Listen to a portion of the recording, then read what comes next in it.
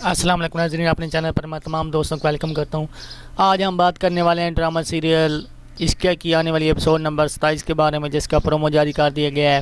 اس میں آپ دیکھنے والے ہیں کہ رومی کے سامنے حمزہ اور حمنہ کی حقیقت کھل کر سامنے آ جاتی ہے، جسے جاننے کے بعد وہ حمزہ سے بے حد ناراض ہو جاتی ہے، مگر حمنہ سے بھی وہ بے حد خفا ہو جاتی ہے۔ وہ حمزہ کو چھوڑ کر اپنی ماں کے گھر آ چکی ہے۔ حمزہ اس کے گھر آتا ہے، دروازہ کھٹکھٹاتا ہے، لیکن وہ دروازہ بالکل نہیں کھولتی۔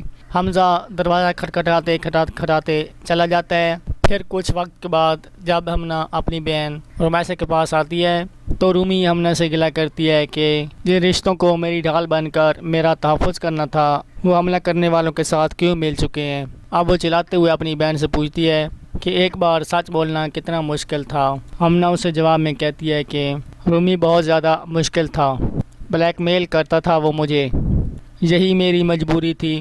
اس کے بعد حمنہ اپنے کمرے میں آ کر زار و قطار رونے لگ جاتی ہے۔ آخر وہ اپنی بہن کو اپنی مجبوری کیسے سمجھا سکتی ہے، اگرچہ وہ لاچار اور بے بس ہو چکی تھی۔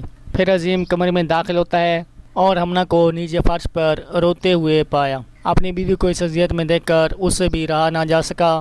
پھر حمزہ اور عظیم کی بات ہوئی تو عظیم کال سپیکر پر لیتا ہے۔